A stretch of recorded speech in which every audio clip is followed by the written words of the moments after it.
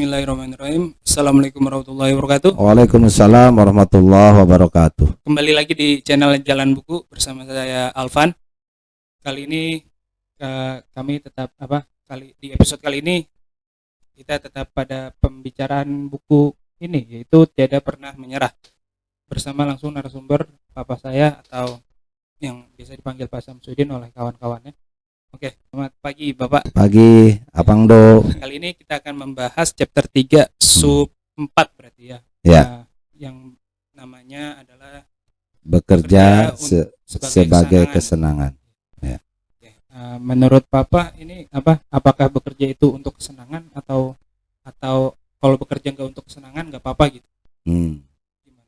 Ya, jadi itu bekerja sebagai kesenangan, maksudnya itu adalah banyak orang bekerja itu terpaksa sehingga dia tidak senang kan, gitu.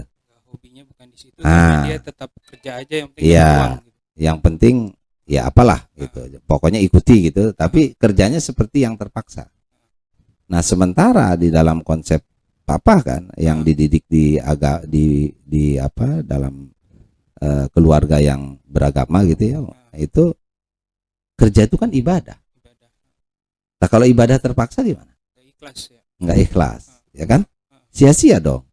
Sayang-sayang dong kita bekerja. Nah, jadi bekerja itu harus mencapai memperoleh kesenangan. Gitu loh. Jadi dengan adanya pekerjaan itu, ya kata orang kan ini, jangan suka nolak kerja, nanti nolak rezeki gitu kan? Banyak yang ngomong kayak gitu. Ya gitu kan? Nah, itu maksudnya bekerjalah secara ikhlas sehingga memperoleh kesenangan. Kalau kerjanya tidak ikhlas, ya tidak jadi kesenangan. Jadi itu indikator tuh Pang tuh. Kalau ada orang bekerja gitu loh, tidak senang, berarti dia nggak ikhlas tuh kerja. Termasuk ibadah. Mungkin pulang malam juga ya, pulang pagi gitu, tapi terpaksa, tidak ikhlas. Kasihan itu. Nah, kita kalau mau sukses gitu, bekerja itu harus memperoleh kesenangan. Jadi kita senang bekerja. Untuk apa? Untuk memberikan manfaat baik kepada dirinya, kepada institusinya atau lembaganya atau kelompoknya gitu, kepada agama, nusa dan bangsa, kepada negara gitu kan. Ada manfaatnya. Nah, kalau kita merasa kerja kita ini bermanfaat kan pasti ada kesenangan. Pulang kerja bisa nyenangin anak istri gitu kan. Oh, anak istrinya senang karena ayahnya pulang kerja gitu kan. Itu senang kerjanya gitu. Nah, gitu. Jadi bekerja itu jangan terpaksa. Nah, pada pertemuan yang lain kan Abang udah tuh jadi habit kan gitu. Kalau sudah dibiasakan dari kecil bahwa bekerja itu senang gitu ya, memperoleh kesenangan, dia nggak asing lagi menghadapi pekerjaan-pekerjaan di depannya. Ya, yang mungkin lebih sulit, lebih tidak menyenangkan dan lain sebagainya. Itu loh. Tapi bisa dikelola sehingga menjadi sebuah kesenangan. Kecil-kecilan kalau Papa mulai dulu ya, Bang, itu disuruh sama abah kamu tuh, kakek gitu. Itu masih usia 12 tahun kali ya. Udah belajar ngecat sampai ke bubungan itu ke atas. Rumahnya tinggi kan ya. Oh, itu ngeri tuh. Ngeri-ngeri sedap tuh naik ke atas rumah itu. Tapi belajar gitu, belajar bekerja. Dan itu senang. Kenapa? Loh, kok saya bisa? Nah, kok saya bisa? Itu. Senang karena apa? Si abahnya juga, kakek kamu itu senang melihat anaknya bisa ngecat gitu kan. Nah, Papa juga senang karena ternyata saya berguna ini. Nah, bisa meringankan, nggak harus si abah naik ke atas. Tapi Papa pada waktu itu umur 12 tahun.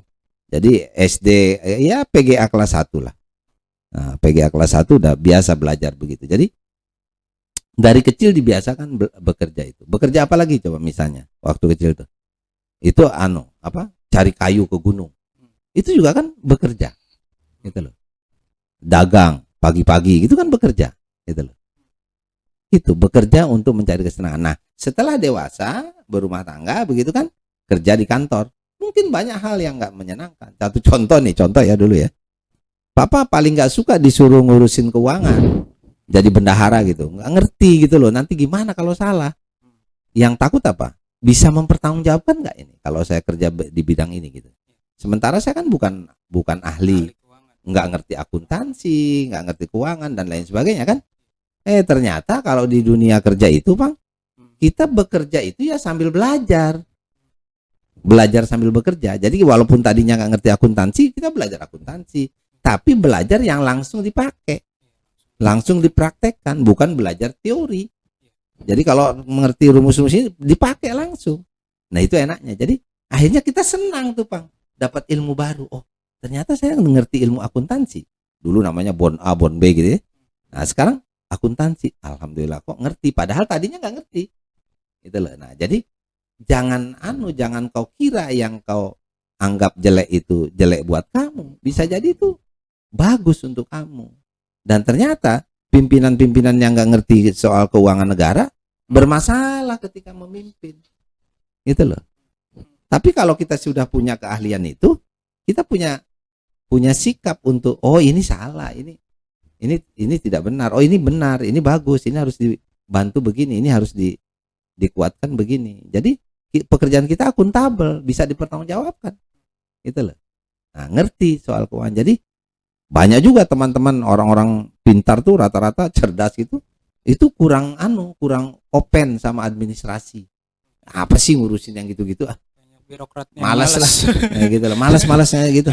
Coba kalau bikin makalah gitu ya, ceramah gitu ini, itu senang tuh gitu. Tapi kalau ngurusin administrasi gitu nggak mau tuh. Suatu saat dia memimpin kantor gitu ya, bingung dia, nggak ngerti tentang manajemen perkantoran itu. Yang itu mau tidak mau harus ngerti. Nah jadi hadapi ya, jadi cintai pekerjaan itu. Dari awalnya kita nggak suka. Jadi jangan menganggap Alpan nih dan ini generasi milenial ya, hati-hati. Jangan pekerjaan tuh harus yang saya sukai. Pokoknya saya sukanya begini. Saya mau cari yang begini, wah susah itu. Jangan. Kamu diberikan oleh Allah itu kerjaan apa? Ambil kerjaan itu. Bisnis kah? Tani kah? Dagang kah? Gitu. Bekerja kah di kantor? Gitu. Kerja di swasta dan ambil. Itu loh, senangi itu. Jadi cintai pekerjaan yang diberikan oleh Allah itu. Syukuri kan gitu tadi. Akhirnya nanti apa? Dapat tuh pembelajaran dari situ yang membuat kita senang kepada pekerjaan yang tadinya kita nggak senang. Jadi dalam buku ini Papa menceritakan seperti itu ya? Iya. Kurang lebihnya pengalaman hidupnya dari apa yang sebelumnya belum tentu kita senangi gitu. Kemudian ketika kita jalani, kok enak gitu. Itu betul. Kok saya jadi ketagihan. Itu gitu. Betul. Pertama saya coba-coba, lama-lama saya suka gitu ya. Jadi tapi di awal nggak kelihatan sukanya di mana, nggak enak. Iya, kayak feelingnya kayak males ngitung gitu kan, pusing, saya nggak ngerti rumusnya. Tapi pas kita coba belajar, kok saya bisa gitu. Dan perasaan bisa itu membuat kesenangan itu datang.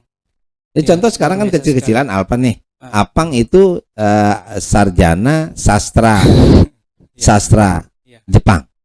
Tapi kenapa ngurusin video, ngurusin podcast, ngurusin YouTube yang bukan pilihannya, akademiknya. Nah, itu hati-hati kalau udah begitu. Jangan-jangan di balik itu ada rahasia Allah yang akan diberikan ke Alvan. Padahal tadinya mungkin nggak suka. Gitu loh. Nah, kalau suka ngambil dong IT kayak Adi kan, ngambil program IT ini enggak. Gitu loh. Misalnya seperti itu. Jadi maksudnya gini, hati-hati kalau ada yang nggak disukai. Belum tentu itu jelek. Jangan-jangan itu ada keistimewaan di balik itu. Ambil, senangi, cintai, sukai gitu loh. Itu kan? Nah, itu akhirnya nanti menjadi menjadi modal untuk kehidupan, menjadi jalan untuk kebahagiaan kita ke depan, untuk kesuksesan kita ke depan. Begitu. Untuk pemirsa sekalian, kalau ada yang ingin penasaran dengan kelanjutan dari kisah yang ada di buku ini, untuk membaca lebih dalam tentang isi buku ini, silakan order ke nomor di bawah ini ya, nanti diedit, dapat dihubungi itu. Apa sendiri bisa nggak kasih satu kalimat untuk pemirsa semua dari generasi muda, terutama ya, untuk pesannya untuk generasi muda, gimana sih, kan kita kan kebanyakan kayak nyari kerjaan susah, terus pas udah dapet kerjaan kayak nanti kayak pusing lah, kayak nggak suka gitu. Gimana biar kita mencintai itu gitu, maksudnya prosesnya kan Papa kan udah mengalami itu Ya. ya. Satu kalimat itu biar kita termotivasi, insya Allah lah ini bisa gitu. Ya, jadi kami punya pengalaman, orang-orang tua itu punya pengalaman. Sering kami mendapatkan pekerjaan itu memang tidak disukai, sehingga kita tidak mencintai pekerjaan, tidak senang terhadap pekerjaan itu. Bahkan kita seperti orang kufur nikmat, dikasih kerjaan kok malah ngeluh, marah-marah, merasa kurang bagus dan lain sebagainya, tidak syukur gitu. Nah, hati-hati kalau udah begitu, cepat kita fokus untuk mencintai pekerjaan itu. Nah, jadi bagaimana? Jangan kita dulu mencintai kita mencari pekerjaan yang disukai itu susah. Tapi kalau kita mencintai pekerjaan yang diberikan ke kita, itu bisa dilatihkan, bisa dibiasakan, bisa dikembangkan. Nah, dengan indikasi tadi, kalau sudah mulai ada indikator bahwa loh kok bagus ya, loh kok enak ya, loh kok ini cocok ya, loh kok ini, nah itu di situ berarti kita sudah menemukan pekerjaan yang sebetulnya kita sukai, kita senangi, kita cintai pekerjaan itu, sehingga hasilnya adalah kesenangan, bukan siksaan, bukan penderitaan. Ya, jadi sekali lagi saya sampaikan kepada untuk generasi muda itu harap berhati-hati ketika kita memperoleh pekerjaan yang tidak disukai, karena sebetulnya di situ itu ada indikasi bahwa pekerjaan itu ujungnya nanti akan disenangi. Nah, karena itu fokuslah sama pekerjaan yang diberikan, gitu loh. Sekalipun tadinya tidak disukai. Nah, terus fokus itu, ulet, tekuni, cintai, insya Allah nanti akan menjadi pekerjaan yang menyenangkan dan sampailah kepada kebahagiaan. Makasih. Luar biasa sekali ya bedah buku pada episode kali ini di subbab bekerja untuk kesenangan.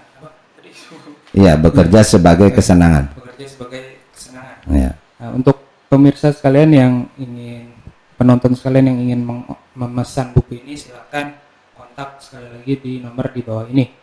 Oke, terima kasih untuk Papa yang sudah bersedia menjadi narasumber pada hari ini. Ya. Terima kasih untuk penonton sekalian yang sudah menyimak video ini. Jangan lupa di like, komen, dan subscribe. Wassalamualaikum warahmatullahi wabarakatuh. Waalaikumsalam warahmatullahi wabarakatuh.